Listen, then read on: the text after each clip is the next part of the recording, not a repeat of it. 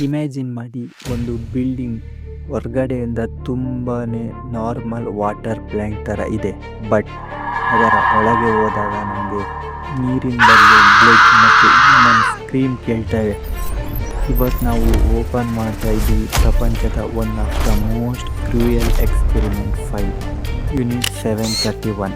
Japan government ಇದನ್ನು ಚೈನಾದ ಮಂಚೂರಿಯಾದಲ್ಲಿ ಏನಕ್ಕೆ ಕಟ್ಟಿದ್ರು ಮತ್ತು US ಗೌರ್ಮೆಂಟ್ ಇದನ್ನು 40 ವರ್ಷ ಏನಕ್ಕೆ ಹೈಡ್ ಮಾಡಿದರು?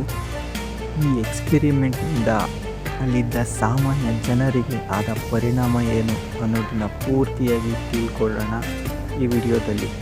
Stand with me as we dig for the truth. ಇಷ್ಟೆಲ್ಲ ಹೇಳಿದ ಮೇಲೆ ಮೊದಲನೇ ಕ್ವಶನ್ ತಲೆಯಲ್ಲಿ ಬರೋದು, ಜಪಾನ್ ಅವರು ಈ ಲ್ಯಾಬ್ನ ಚೈನಾದಲ್ಲಿ ಯಾಕೆ ಕಟ್ಟಿದ್ರು?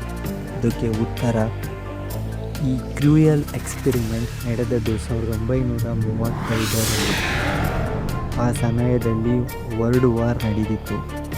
ಆಗ ಮಂಚೂರಿಯನ್ ಫಾರೆಸ್ಟ್ ಚೈನಾದಲ್ಲಿ ಒಂದು ರಿಮೋಟ್ ಏರಿಯಾ ಆಗಿತ್ತು ಮತ್ತು ಸೆಕ್ಯೂರ್ ಆಗಿತ್ತು.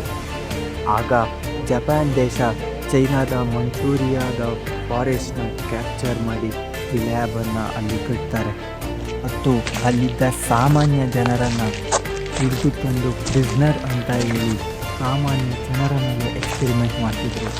ಆ ಜನರನ್ನು ಹ್ಯೂಮನ್ಸ್ ಅಂತ ಕರಿತಿರ್ಲಿಲ್ಲ, ಬದಲಿಗೆ ಮಾರುತ ಅಂತ ಕರಿತಿದ್ರು. ಮಾರುತ ಅಂತ ಅಂದರೆ ಕಟ್ಟಿಗೆ ಅಂತ ಅಥವಾ ಮರದ ದಿಮ್ಮಿ ಅಂತ ಅರ್ಥ. ಈಗ ಈ ಡಾರ್ಕ್ ಫೈಲ್ ಒಳಗೆ ಇರೋ ಎಕ್ಸ್ಪೆರಿಮೆಂಟ್ನ ನೋಡೋಣ. Biological bomb. ಚೈನಾದ ಸಿಟಿಗಳ ಮೇಲೆ ಪ್ಲೇಗ್ ಇನ್ಫೆಕ್ಟೆಡ್ ಫ್ಲೈಸ್ನ ಬಾಂಬ್ ಮೂಲಕ ಡ್ರಾಪ್ ಮಾಡ್ತಿದ್ರು. ಇದರಿಂದ ಲಕ್ಷಾಂತರ ಜನರು ಡೆತ್ ಆದರು. ಮತ್ತು ಅಲ್ಲಿ ನಡೀತಿದ್ದ ಎರಡನೇ ಎಕ್ಸ್ಪೆರಿಮೆಂಟ್ ಫ್ರಾಸ್ಟ್ ಬೈಟ್ ಟೆಸ್ಟ್.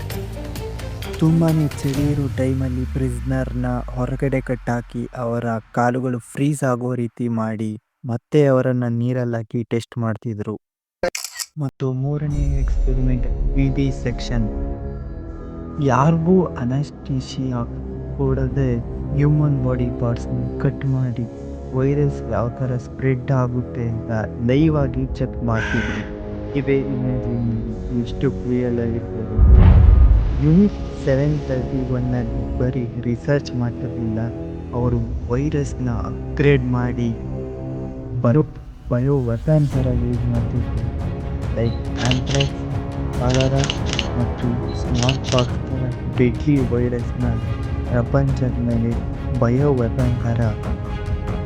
ಮತ್ತು ಇಷ್ಟೆಲ್ಲ ಆದಮೇಲೆ 1945ರಲ್ಲಿ ಸೆಕೆಂಡ್ ವರ್ಲ್ಡ್ ವಾರ್ನಲ್ಲಿ ಜಪಾನ್ ವಾರ್ನ ಸಮೇತ ಮತ್ತು US ಗೌರ್ಮೆಂಟ್ಗೆ ಸರೆಂಡರ್ ಆಯಿತು.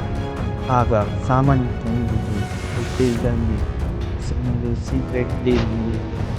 ಆ ಡೀಲ್ ಏನು ಅಂತಂದರೆ US ಗೌರ್ಮೆಂಟ್ ಜಪಾನ್ ಹತ್ರ ಬಂದು ಮಾಡ್ತಿದ್ರು ಲೀಗಲ್.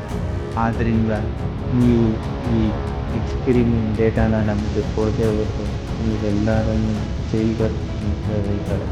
ಅದಕ್ಕೆ ಜಪಾನ್ ಗೌರ್ಮೆಂಟ್ ಒಂದು ಸರಿ ಆಯಿತು ಅಂತ ಹೇಳಿ ಡಾಕ್ಟರ್ ಶಿರೋ ಐಸಿ ಮತ್ತು ಅವರ ಟೀಮ್, ಅದರಲ್ಲಿ ಡಾಕ್ಟರ್ ಶಿರೋ ಐಸಿ ಯಾರು ಅಂತಂದರೆ ಈ ಎಕ್ಸ್ಪೆರಿಮೆಂಟ್ನ ಹೆಡ್.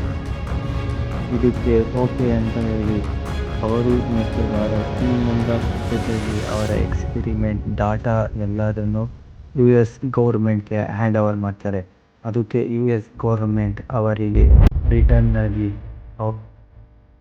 ಡಾಕ್ಟರ್ ಮತ್ತು ಅವರ ಟೀಮ್ ಮೆಂಬರ್ಸ್ಗೆ ಕೊಡಬೇಕಾಗಿರ್ತಕ್ಕಂಥ ಜೀವಾವಧಿ ಶಿಕ್ಷೆಯನ್ನು ಕ್ಯಾನ್ಸಲ್ ಮಾಡಿಸ್ತಾರೆ.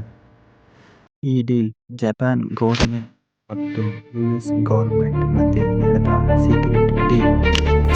ಈ ಫೈಲ್ನ 40 ವರ್ಷ ಹೈಡ್ ಮಾಡಿದ್ದು ಯಾಕೆ ಅಂತಂದರೆ ಪವರ್ಫುಲ್ ಗೌರ್ಮೆಂಟ್ಗೆ ಟ್ರೂತ್ಗಿಂತ ಪವರ್ ಆಗಿತ್ತು.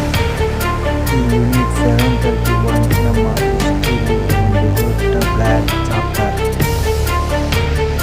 ಆ ಯೂನಿಟ್ 731ನಲ್ಲಿ ನಡೆದಿದ್ದು 13 ಎಕ್ಸ್ಪೆರಿಮೆಂಟ್ ಅಲ್ಲ,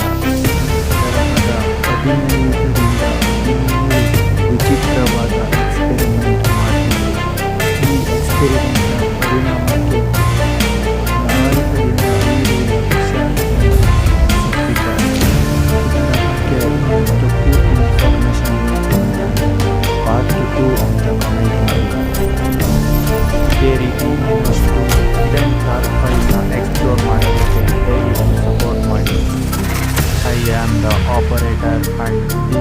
ವಾಸ್ ಎ ಡಾರ್ಕ್